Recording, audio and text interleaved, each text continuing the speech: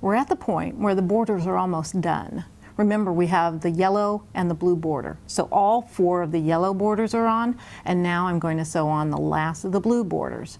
One of the things I wanted to show was the layout on the table. The quilt starts to get so big that it's a little hard to handle. So I want to make sure it's lined up well here, but controllable here. So I added my ironing board to the area of my sewing machine to keep it up and able to move better. And then I put a chip clip on here so that it kind of keeps it in one piece down at the other end. So I have my quilting foot on the sewing machine, and that's going to help me align my piece, and so I'm ready to sew. And I personally go very slow. I could go faster, but I'd rather spend the time here to get a quality piece. So now all I have to do is sew to the end, and the last blue border will be done. What I've chosen to do is use a backing of fleece. In doing that, I've also decided not to do batting. Now, batting is an extra layer that is often used, and it goes between your bottom layer and the quilting layer. Now, when you're machine stitching like I am, be sure to experiment to make sure that your machine can accommodate all of the layers that you decide to work with. Okay, so now we have it all laid out.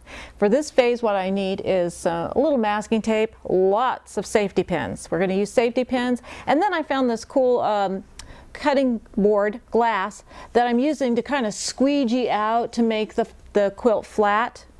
You're going to put everything out, and the first thing you're going to do is make sure that your top portion matches your bottom portion. You want an overlap on your bottom portion. Later we'll trim this all up and put an edging on it to make it all neat. And then you're going to smooth it out.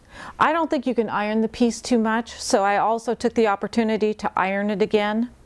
And then I started marking out where I want to do my stitching and pinning. You want to do everything from the center out, because you want it to start going out, and if it needs room to flatten out, you want there to be room on the ends to do that. So I flattened it out, and then what I did is the seam that I'm going to sew is the one that I'm going to start pinning, and I'm going to start pinning with safety pins on either side, approximately 3 to 4 inches apart. Now, you want to make it the width of your walking foot. And so you might want to take your foot and just glide it around along the seam to make sure that you have clearance, because it's very frustrating if your walking foot gets hung up in your pins as you're stitching. So now I'm ready to stitch. What I will do is stitch across the middle first. So I've labeled the seams with my masking tape, and that will be seam number 1. Then I'll do another outer seam, the other outer seam going that way, and then I'll start doing the long seams. Now, what I'm sewing in my particular case are the seams. I have 12 squares, so my first major seams are going to be 2 here, and then 2 on the lengthwise, and that's how we're going to go. Now, to take it to the machine, I've already done some of the stitching. In fact, I'm to the point where now I'm going to be stitching just this seam. You're going to want to prepare it. So to do that, because I'm stitching lengthwise, and I'll want this smaller portion to go under the bridge of the machine, I'm going to roll it up on each end to get it ready to stitch this seam. Now, at the end of the seam, I put a safety pin, so as my machine reaches the end, I know it's there. All right, we're going to roll this sucker up, and then we're going to go to the machine and we're going to stitch this long seam. And not only pin it on every one of the crucial seams that I'm going to sew, but then after those were secure, I pinned a lot. In other words, you want to make it as secure as you can before you move to the machine. Now we're positioned at the machine, and what I found was easier is I just removed the walking foot before I positioned the piece and then put it back on. I found that easier. You may or may not.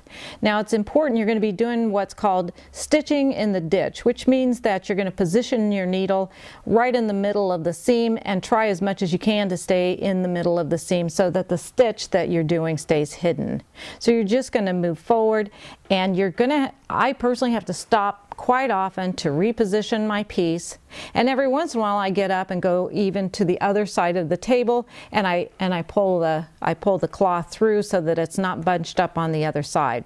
This is when it's kind of handy to, if you have a friend to help you, a sewing buddy, or even a sew friend, sorry, I couldn't avoid that one, to help you keep the fabric straight. It's kind of a two-man job, but if you're by yourself you can do it. It's just that I have to stop frequently and reposition the cloth. So I am going to go ahead and start at the slowest speed, and with my magnifying glass I'm stitching as closely as I can to the inside of the seam, and that's how you're going to do it. We went over cutting fabric early on, a real simplistic cut, but when it comes to my binding, I'm going to do multiple layers of cutting. Now I would never cut personally any more thickness than 4 layers of fabric. So to do that, my binding calls for a strip, multiple strips actually, that are 2.5 inches wide. And so I have folded the fabric so that there are 4 layers of the fabric together. And so now what I'm going to do is I lined up the edge of my fabric with the bright yellow line on my cutting board, and now I'm going to line up the 2.5 inches using my plastic piece. Now I'm going to line it up so that my tape is down here so I can see what I'm doing, and to do multiple layers I'm going to use quite a bit of force. If you don't, then you're going to have to go over it multiple times. So I'm going to start back here, and I kind of listen. I can kind of hear that it's cutting all of the thicknesses. I don't know if you can hear that, but I do, and it sounds really good.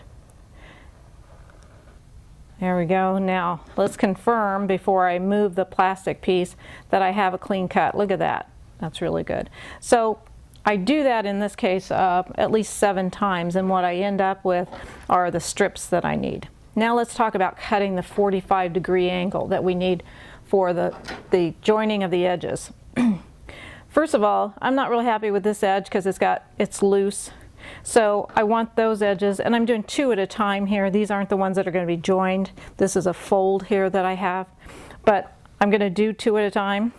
So on your board, here's your 45-degree angle, and that's what our objective is going to be, is getting a nice clean 45-degree angle.